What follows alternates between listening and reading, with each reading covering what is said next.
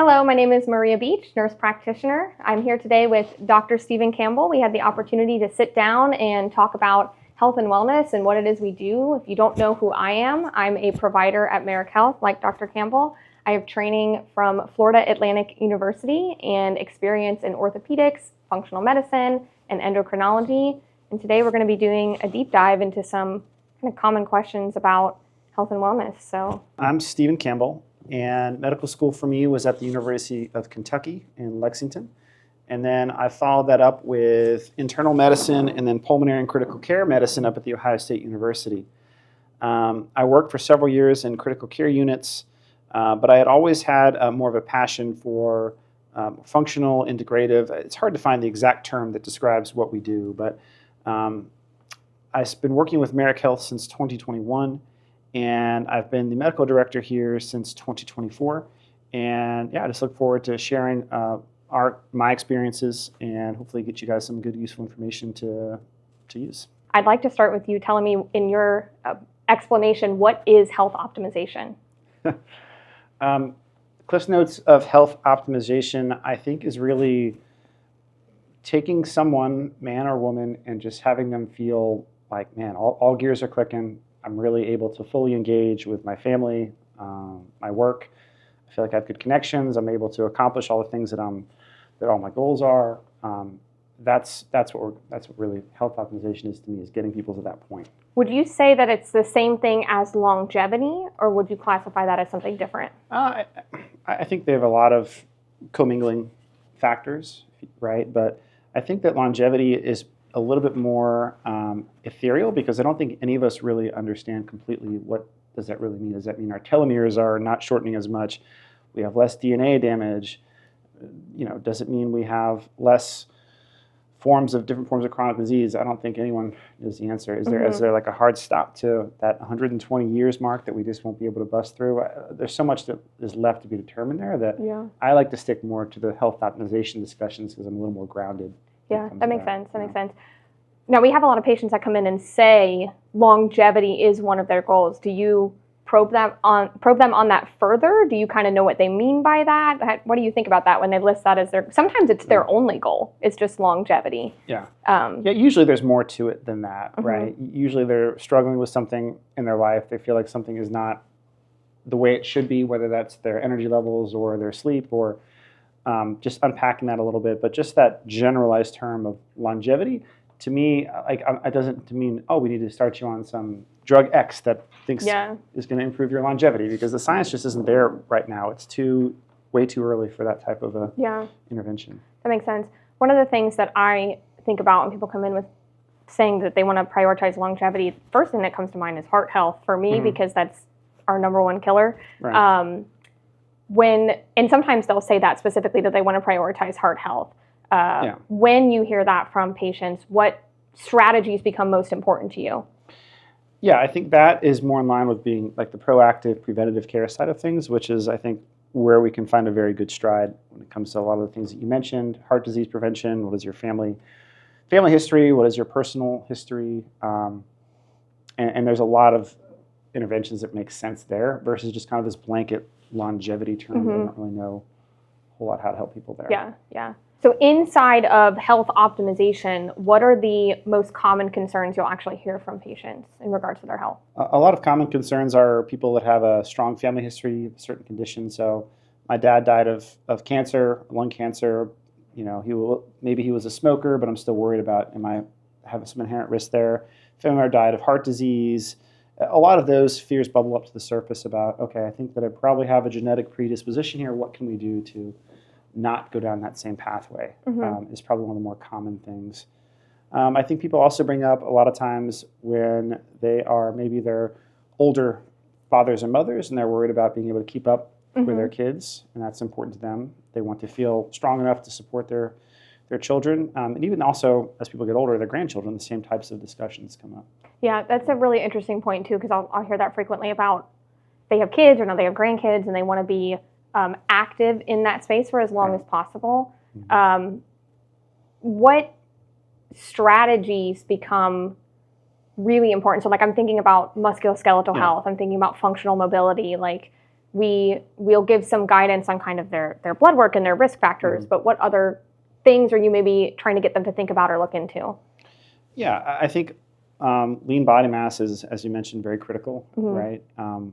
We know that there's so many important health outcomes that stem from having a good body composition that weighs in favor of muscle. And I think there's so much that's tied to your psychological well-being in terms of how much you can do, how much you can function and perform, right? It's very hard to be somebody that is inactive, sedentary, that also has a very good, overall sense of their quality of life and well-being. So I think all those things are tied together. And so helping people be able to do those types of things, put on muscle when you're older, above 60 or even beyond that, right? Be able to have motivation to perform exercise and, I think that's where a lot of benefit comes from. Yeah, that makes sense. We do a lot of blood work, which is super helpful in making recommendations to patients. But what do you think, in order for people to really understand their foundation that they're starting from when it comes to optimizing their health, what other tests do you think are underutilized or under-recommended in the space? Yeah, I think there's a lot of underutilized in that space for sure. I think blood work is a good place to start.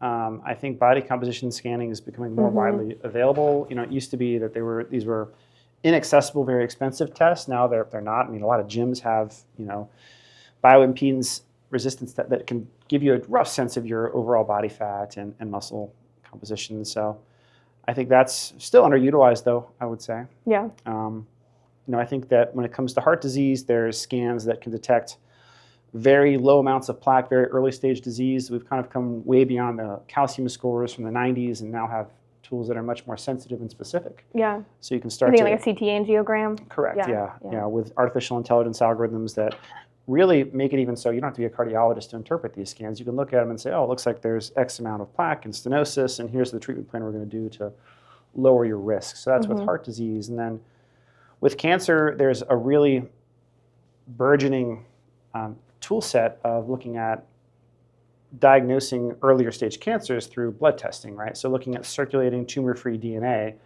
of certain cancers that usually don't show up until they're very advanced, such as the gastrointestinal malignancies, pancreatic cancer, gallbladder cancer, liver cancer, et cetera, that now you can have a way of saying, okay, this blood test will do a pretty good job, 95+% negative predictive value. So if it's negative, you can rest pretty well assured that you've taken that risk factor off the table for now. So so that covers a couple of the really good ones out there. I would maybe add sleep apnea testing to that. I feel like I recommend that frequently, especially when considering hormones and their connection with sleep. That's always high on my list. Yeah, people think that you have to be a 300-pounder that snores a lot to have sleep apnea, and obviously it's much more prevalent than that. If you look at the very high incidence, like in Asians, for instance, Asians have a very high incidence of sleep apnea, and they're not obese. It's not from that. It's just that their anatomy of the upper airway leads to obstructing more often. So I agree. It's a simple test. The home sleep studies now have gotten very good. You don't have to do this fancy in-lab polysomnography where you're hooked up to 100 different wires and you're sleeping in a weird place. You can do them from home now. So yeah, I agree. Kind of an interesting pivot, but you just gave a lecture about semen analysis and how that can be kind of tied to metabolic health. Where is the utility in what we do for using that or tracking that data? Yeah, I think, again, it would be a really cool way to have a biomarker for mitochondrial function and for redox balance in the body. Right now, we have sort of surrogate ways of looking at that, right? So when it comes to redox balance, we can kind of look at inflammatory factors, but we still don't entirely know where the balance is. And similarly for mitochondrial function, you can measure a VO2 max, right? So in an exercise test, but that has part of that as your mitochondrial function, but it also includes your heart and lung function. So there's so many other variables that are also rolled into that. It's not specific for your mitochondrial function, but something like a semen analysis, if you're looking at things and you're saying, oh gosh, these sperm cells, they're not moving at all. I mean, that's going to be a mitochondrial issue right there. Is there something equivalent for women that tied to fertility? I mean, you could maybe think of predictable ovulation maybe in that space?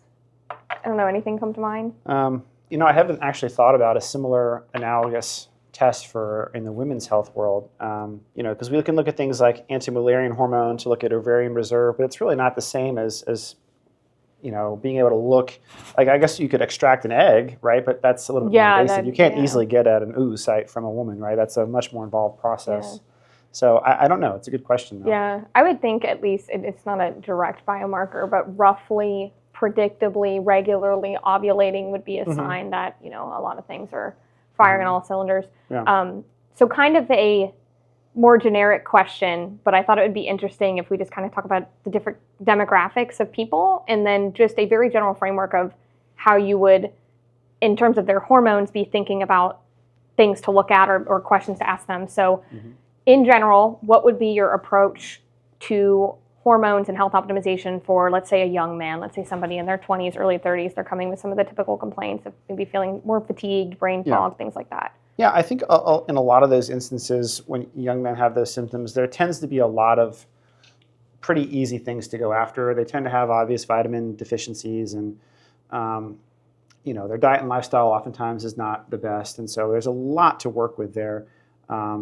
They haven't had the chance to implement a lot of these healthier patterns for any substantial period of time, so that's always a long runway before you think about doing anything more involving types of HRT in that population. So a lot of investigative work, I think, in that, like we just mentioned. I think the semen analysis would be interesting to see in a younger person, because you can start to gauge, hey, looks like you've probably got a lot of your mitochondria don't look like they're too healthy. We should really think about that and why that is, and help you get that better.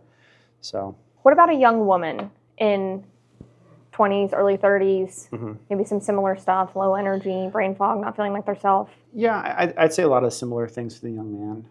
Exactly. I think sometimes that if women are in certain states where they're not ovulating as efficiently, then you can potentially bolster that without really causing any longer term impacts, right? So progesterone, for instance, is very safe. It can help women that maybe have some, like I said, inefficient ovulation, that don't have enough, because we know how protective the progesterone is for things like uterine cancer and breast cancer. And so I think I would look at those pretty carefully. No equivocal test, though, to the semen analysis right now. Yep. What about an older man? So let's say 50s, 60s, things are changing, they're not feeling like themselves, energy's low. Yeah, so testosterone is probably near the top of the list there of things to be thinking about. Sure. In older individuals, you want to know, okay, a lot of the history here. What have they done before? What have they tried? How much of this is just more of a primary hypogonadal issue versus more of a signaling secondary hypogonadal issue? And is there any other levers that we can pull, or is TRT clearly the testes have essentially gone kaput? He's not going to make adequate levels on his own to feel the way he should. So that could be a little bit more of a direct pathway to intervening on the hormones, for sure. And oftentimes in the older individuals, that fertility is not as much of a concern. So now for women, I would split that into maybe two categories. So somebody who's maybe in perimenopause, and then a woman who's maybe postmenopausal. I think the main difference for me when it comes to perimenopause versus true postmenopausal is just being a little bit careful with estrogen when it comes to the perimenopausal woman, because there can still be occasional fluctuations in levels, and if you have that woman on some form of estrogen that you're giving her, you can potentially make those effects worse from the excessive estrogen. So I just like to be careful in those cases. Now, if somebody is pretty overtly symptomatic and it's clear that they're estrogen deficient, even though they maybe had their last menstrual cycle was 7 months ago, I don't think you need to wait 12 months to start estrogen, but just some things I think about. Yeah. But all categories across the board, I mean, thinking about sleep, thinking about exercise, all those foundational things for sure. Goes without saying, yeah. What are the most common contributors to low testosterone, in your opinion? It's a little bit hard to know. It's kind of like a multivariate equation. You have so many different things in there. Which one is going to have the heaviest weight, right? Which variable? Is it going to be the underlying genetics? Is it going to be certain vitamin D deficiencies? Is it going to be they don't really do any resistance training? They're kind of more the sedentary side of things. Is it there's some kind of a psychological component to it, meaning maybe they've been somebody that feels more or less like they have to be take a back seat and be more of an inferior type role, So I think there's, and then drugs, right? So certain medications that they might be on. I'm sure there's more that I'm probably missing, but yeah. I think sleep is a huge one. Yeah. I think sleep is a huge one. Yeah, well, I mean, how often do you see shift workers that come in that work night shifts and have optimal testosterone levels? It's almost never that happens. That's actually an interesting point about shift work, because I feel like we see a lot of people working shift work, and the conversation that I'll have with them a lot of times is we can control some of the things in our life and we can't control some of the things in our life. Like sometimes they just have to work shift work. Mm-hmm. What other important considerations for people who have to, maybe that's what they have to do for their way of living, do you talk about with them? I try to say, to make sure that they're looking at it as a short-term thing. Like, this is probably not good for you to do this for 10, 20, 30 years. But in a lot of careers, like nursing, you kind of got to put in your dues and do the night shift well. Or same thing when you're a I got away officer. with never having to work a night shift That's as a nurse. unbelievably lucky that you did that. But that's not typical. No. So, yeah, I think that once they understand that, yes, this is something that is detrimental to your health, it's playing a big part, and I think that a lot of people don't necessarily know that. I think everyone in the healthcare field kind of knows it. That's why when you go in the hospital, there's not a lot of older nurses working night shifts anymore. Yeah. Because they all understand that. Yeah. Isn't shift work now classified as a carcinogen? Is that true? I think I have heard something to that effect, yes. Yeah. Which wouldn't surprise me. I think that I mentioned earlier today these clock genes that we have, these clock genes that are very important for turning on other pathways that are antioxidative, also help prevent cancers, those things that, and these clock genes are all influenced by having a healthy circadian rhythm. So if your pineal gland and melatonin pathways aren't working right, a lot of things are going to break down downstream of that. Yeah. Going back to low testosterone, what is one important thing that you think people forget about before jumping on testosterone? I think there's a lot of awareness now about their concerns about fertility. I think very rarely does somebody come in and say, oh, I didn't realize that it would do this. I think I did see 4 or 5 years ago, it was different. I think you would see a lot of people that went to a brick and mortar clinic and got started and didn't realize that, I now do not make any sperm. I didn't know that would happen. Yeah. So I guess probably now one of the prevailing misconceptions that are still out there, I think people still come in a lot thinking that, I need to do things to lower my estrogen. I need to do things I need to get my blood, give a therapeutic blood donation every so often. I think a lot of people still come in thinking that. Pivoting a little bit, what is metabolic health? So metabolic health, I would say, is how efficiently can your body make energy, right? So all the different pathways that converge into the mitochondria to make ATP, how well do you do all that? How well do you break down carbohydrates, fats, and proteins and go down to there? So one of the dysfunctional states of that would be insulin resistance. So how do you explain that to somebody? What is insulin resistance? Yeah, I think it's just one of many steps leading to more overt disease, right? So prediabetes and type 2 diabetes, and where there's a pathologic state of hyperglycemia, too high blood sugar. But the first step, not talking about type 1 autoimmune issues, but more the classic type 2, is that over time your postprandial insulin levels begin to rise too much. The cells get desensitized, you need more insulin for the glucose to enter the cells. And then that postprandial higher levels start becoming higher fasting insulin levels. So now you're in a state where your insulin is high all the time. And what that eventually leads to is then eventually it's no longer going to be able to overcome the resistance and the receptor in the cell. So now the glucose is going to stay in the circulation, and now you have the prediabetes and type 2 diabetes on from that. So it's just a very early warning sign of metabolic derangement. Yeah. It's one of the biggest things that I feel like I keep discovering as I dive deeper into learning more about biology and certain disease states is it's almost always a spectrum, right? These diseases a lot of times aren't a light switch on or off, and metabolic health, like other areas of health, is like that. And so insulin resistance is kind of one step in that spectrum. Now, insulin resistance tied with the condition PCOS, polycystic ovarian syndrome. So what is that? What is PCOS? Yeah, so the formal diagnostic criteria of PCOS hinges on a couple of things, right? Yes, there is the, getting the ultrasound that shows cysts in the ovaries that's telling you that there's insufficient, inadequate ovulation, so you're getting a lot of these follicles left behind that are unable to fully develop. That's part of it, part of the process, right? But there's the other things are elevated levels of androgens, whether it's DHEA or testosterone, and then clinical evidence that androgens are high. So male pattern hair growth, hair loss, those sorts of things are kind of pathognomonic for PCOS. It is a little bit complicated, though, because I think some people want to just say all PCOS is insulin resistance, which a lot of it is, right? A lot of it is tied to metabolic health, but not all of it. And there's some more complicated hormonal signaling things that can go on, but it's probably beyond this discussion. But yes, you could think of PCOS as, in general, most cases are going to have some form of insulin resistance with them. Well, I think, and I could be wrong, so correct me if I'm wrong, but I think insulin resistance, it's connected with PCOS, but it can be an upstream or a downstream problem. And you can have people with PCOS that haven't developed that downstream consequence because it was something more of like how they were born with the ovaries in their, or the eggs in their ovaries, correct? Right. Yeah, okay, that makes sense. Along the lines of metabolic health, GLP-1s are a hot topic as a tool in the toolkit and intervention. How do you walk someone through the decision to use or not use a GLP-1 agonist like semaglutide or tirzepatide?